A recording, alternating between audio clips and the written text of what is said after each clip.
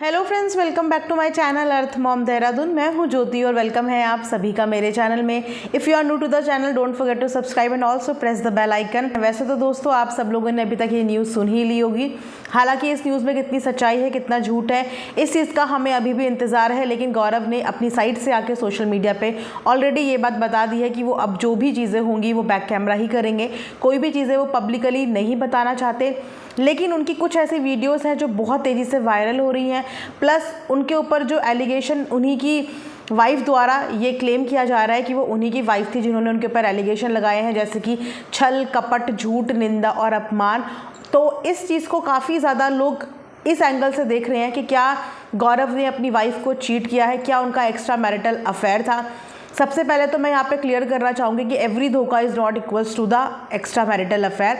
और धोखा सिर्फ आपका चीटिंग ही नहीं होता, धोखा आपका बहुत अलग अलग डिफरेंट चीज़ों में हो सकता है। सो मुझे लगता है कि किसी को भी इस चीज़ पे हमें इतनी जल्दी से जज नहीं करना चाहिए।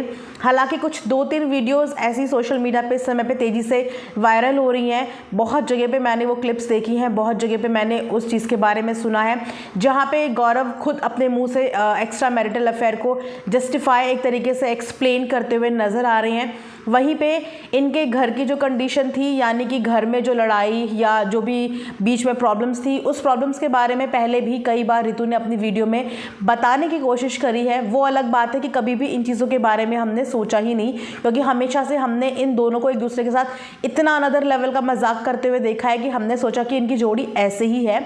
लेकिन अब जब वो क्लिप्स वापस से वायरल होने लगी है ना, तब उन क्लिप्स का महत्व हमें समझ में आ रहा है, जहाँ पे बहुत सारी कंप्लेंट्स अपनी ऑलरेडी व्लॉग में रितु कर चुकी थी अपनी मैरिज से लेकर। उन्होंने एक वीडियो में तो पूरा ये बोला था कि हम लोग सो कॉल्ड परफेक्ट दिखने वाले लोग हैं, पर ऐसा कुछ भी नहीं है, कोई भी परफेक्शन नहीं है, कोई भी परफेक्ट कपल हम लोग नहीं है। तो इस चीज़ के बारे में उन्होंने पहले ही बोल दिया था, लेकिन कभी भी ऑडियंस का इस साइड में ध्यान ही नहीं गया। ऑडियंस ने उनका वो भी वीडियो हमेशा की तरह वैसे ही लिया जैसे वो लोग हमेशा से अपने व्लॉगिंग और वीडियो में फ़न एक्टिविटी करते थे, फ़न चीज़ें दिखाते थे, उसी तरीके से लिया।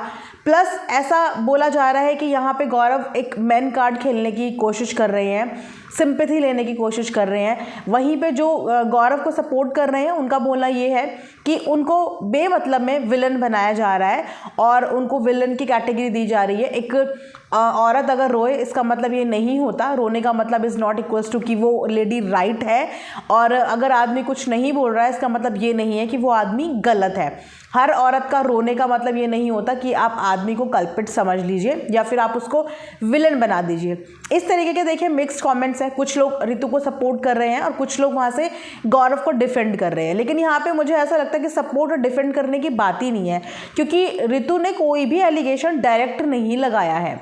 वाया किसी माध्यम के थ्रू हमें ये पता चला है, और हो सकता कि अगर वो चीज़ें सोशल मीडिया पे आती ना, किसी का ध्यान ही ना जाता, तो ये बातें कभी पता भी नहीं चलती। जैसे कि ये बात पता ही नहीं थी कि वो ऑलरेडी अपनी वीडियो में वो महिला यही बोल रही हैं कि मैं ऑलरेडी अलग रह रही हूँ, सेपरेट रह रही हूँ। उन्होंने ये नहीं बोला कि मैं अब सेपरेट होऊंगी, उन्होंने बोला कि मैं अपनी बच्चियों के साथ ऑलरेडी अलग ही रहती हूँ। तो अगर रितु का भी कोई ऐसा मोटिव होता इस चीज़ को पब्लिकली अनाउंस करने का या सोशल मीडिया पे बोलने का, तो आई थिंक वो उस जगह पे जाती ही नहीं, वो पहले ही सोशल मीडिया पे ये चीज़ें बता देती। अब अगर बात करें कि रितु के पास भी अपने खुद के सोशल मीडिया हैंडल है, तो आप लोग जाके उनके पहले के व्लॉग में ये चीज़ देख सकते हो कि उन्होंने बहुत क्लियरली पहले भी ये बात बोली है कि जो उनके सोशल मीडिया हैंडल है इंस्टाग्राम वगैरह, वो गौरव ही हैंडल करते हैं। एक तरीके से उनके पास ही उनके इंस्टाग्राम हैंडल है, इसीलिए आप लोग अगर नोटिस करना तो उनके इंस्टाग्राम की हर रील एक दूसरे के साथ कोलैब है, हर रील में एक दूसरे के साथ कोलैबोरेशन है। सो येस, वो उनका इंस्टाग्राम हैंडल आई थिंक ऐसा लग रहा है देखने से कि वो उनका इंस्टाग्राम हैंडल उन्हीं के पास है। सो इस वक्त उनके पास सोशल मीडिया का कुछ भी एक्सेस नहीं है, और उन्होंने सोशल मीडिया पे आना प्रेफर भी नहीं किया। उन्होंने इस चीज़ को प्रायोरिटी दी ही नहीं। उन्होंने जिस जगह पे जहाँ पे जाके अपने दिल की बात करनी थी, उन्होंने वहीं पे और उसी जगह पे जाके अपने दिल की बात करी। अब किसी ने ये प्रेडिक्शन भी नहीं लगाई थी कि इस तरीके से वो चीज़ें सामने आ जाएंगी, ऐसे अचानक से वो चीज़ें सामने आ जाएंगी और ये पूरा सीन और सिनेरियो हो जाएगा। सो मैं ये बोलूँगी, ना तो किसी औरत के आंसुओं को झूठा बोलो, ना किसी आदमी की जब तक कोई गलती निकल के नहीं आई है ना तो उसको गलत बोलो। यहाँ पे किसी के आंसुओं की मजाक मत बनाओ, क्योंकि जिस जगह पे जाके वो औरत रो के आई है या वो प्रश्न करके आई है ना, वो कोई ऐसी जगह नहीं थी जहाँ पे जाके कोई इंसान के अंदर इतनी हिम्मत हो कि वो वहाँ पे जाके झूठ बोल दे। क्योंकि अगर ऐसा होता तो शायद गौरव कभी अपने इंस्टाग्राम पे इस चीज़ को एक्सेप्ट ही नहीं करते। वो बोल देते कि वो थी ही नहीं, वो बोल देते कि ये तो मात्र एक रूमर्स है, एकदम कर देते वो इस चीज़ को डिनाई। लेकिन उन्होंने भी उस चीज़ की रिस्पेक्ट करी जिस जगह पे, जिस प्लेटफॉर्म से ये आवाज़ आई, जिस प्लेटफॉर्म से फ़ोटो आई और जिस प्लेटफॉर्म का लोग बार बार जिक्र कर रहे हैं, उन्होंने उस जगह की रिस्पेक्ट में इस चीज़ को एक्सेप्ट किया। लेकिन इसका कहीं से मतलब ये नहीं होता कि या तो वो विलन है, और कहीं से कहीं मतलब ये नहीं होता कि वो वहाँ पे आंसू बहा रही हैं बस, तो इसका मतलब उनके साथ कुछ घटित नहीं हुआ है। कोई भी इंसान फालतू में नहीं रोएगा। इतने साल का शादीशुदा रिश्ता जहाँ पे आपके 2 बच्चे भी हों, आप वहाँ पे ऐसा स्टेप तभी उठाते हो जब चीज़ें हद से ज़्यादा पार हो जाती हैं। कोई भी इंसान छोटे मोटे झगड़े पे ऐसा स्टेप नहीं उठाता है। जो 2 वीडियोस बहुत तेज़ी से वायरल हो रही हैं, वो दोनों वीडियो क्लिप्स आप लोगों के साथ में सुनते हैं। मैंने भी जस्ट देखा था तो मैंने सोचा वीडियो में हम लोग साथ में बैठ के वो वीडियो क्लिप सुनेंगे। मैं यहाँ पर लगाती हूँ और फिर वो वीडियो हम सुनते हैं। तो पहले मैं यहाँ पर लगाने वाली हूँ गौरव जी का एक छोटा सा क्लिप, जिस क्लिप में वो एक्स्ट्रा मैरिटल अफेयर को बेसिकली जस्टिफाई कर रहे हैं या एक तरीके से एक्सप्लेनेशन दे रहे हैं कि किस तरीके से एक आदमी की ज़िंदगी में एक्स्ट्रा मैरिटल अफेयर शुरू होते हैं। मतलब कौन सा वो पीक टाइम होता है जिस टाइम पे एक्स्ट्रा मैरिटल अफेयर शुरू होते हैं अकॉर्डिंग टू हिम। तो यहाँ पे आइए वो क्लिप हम देखते हैं। एक बहुत ज्यादा इंपॉर्टेंट चीज का आप लोगों के साथ जब बेबी होता है ना, जब भी कपल बनेंगे, जब भी आपका बेबी होगा, सो husband specially they feel a lot neglected during first 2 to 3 months, क्योंकि माँ का सारा टाइम बच्चे के लिए होता है। मतलब ऋतु अभी सोई 1 घंटे के लिए, बच्चा सारी रात जगाता है, तो जब बच्चा सोता है तो माँ सोती है, तो आपके लिए टाइम है ही नहीं बीवी के पास। Most of the extra marital affairs, like 80 to 82% of extra marital affairs happens when you just have a baby. It looks sorry, मैं यहाँ पे इंटरप्ट करना चाहूँगी क्योंकि मैं इस 82% की जो इन्होंने आइडिया दिया है इस चीज़ से अग्री नहीं करूँगी।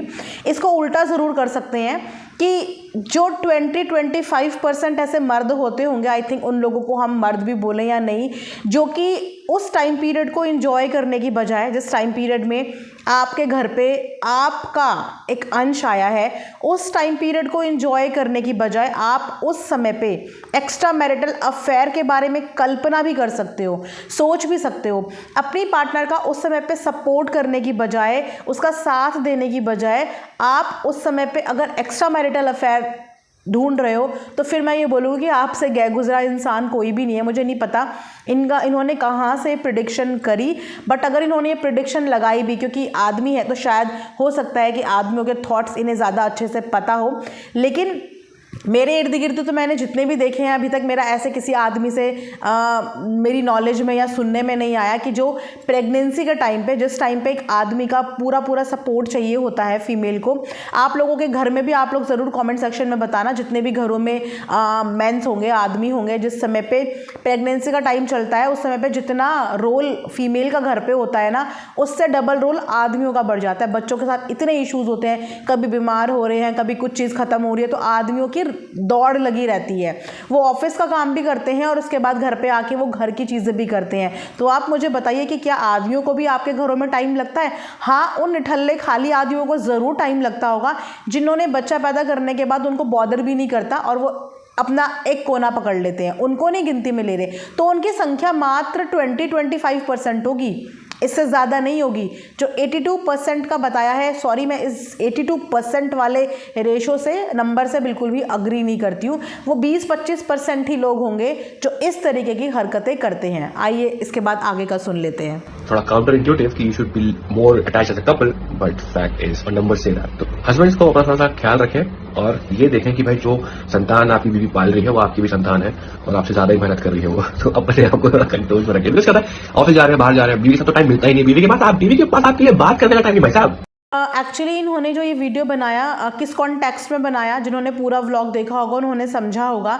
तो इसके इन कॉन्टेक्स्ट में एक तो ये बहुत सेंसिटिव बात कर रहे हैं, यहाँ पे एक एक्स्ट्रा मैरिटल अफेयर की बात कर रहे हैं और बीवी के लिए एक्स्ट्रा मैरिटल अपने पति का क्या होता है, या एक पति के लिए पत्नी का एक्स्ट्रा मैरिटल अफेयर क्या होता है, ये कोई हंसी मजाक वाली चीज़ तो बिल्कुल भी नहीं है बॉस। आप लोग अग्री करेंगे, जितने भी यहाँ पे मैरिड कपल्स हैं, इनफैक्ट जितने भी लोग रिलेशनशिप में भी होंगे, कमिटेड भी होंगे, वो भी कभी एक्स्ट्रा मैरिटल अफेयर को सपोर्ट नहीं करेंगे और उस पर हंसेंगे नहीं। बॉस ये हंसने वाली बात ही नहीं है, चाहे वो फीमेल की तरफ से हो चाहे वो मेल की तरफ से हो। इतनी सेंसिटिव चीज़ इतनी आसानी से नहीं बोली जाती, ये बहुत गलत है।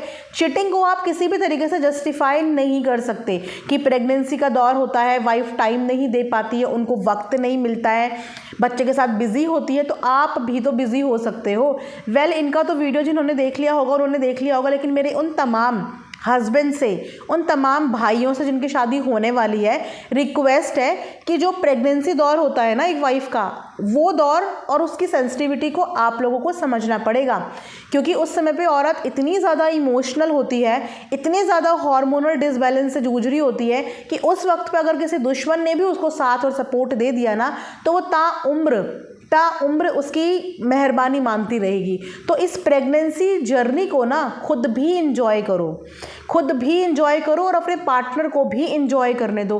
बर्डन की तरह नहीं, इंजॉय करने दो। शिकायत नहीं होती है उस समय पे, शिकायत होनी बंद हो जाती है। उस टाइम को, उस मूवमेंट को सिर्फ इंजॉय करना होता है, जो कि दोनों को मिलकर इंजॉय करना चाहिए। सो ऐसी चीज़ों को मैं तो बिल्कुल भी प्रमोट नहीं करूंगी और बिल्कुल भी सपोर्ट नहीं करूंगी। सो दोस्तों, ये वीडियो यहीं पे एंड करूंगी, मिलेंगे नेक्स्ट वीडियो में। तब तक आप अपना ध्यान रखिए। एंड यस, चीटिंग जैसी चीज़ अपनी ज़िंदगी से उठा के बाहर फेंक दीजिए। ऐसे ख्याल भी अपनी लाइफ में कभी मत लेके आइए। मिलेंगे नेक्स्ट वीडियो में, अपना ध्यान रखिए। Thanks for watching earth mom Dehradun.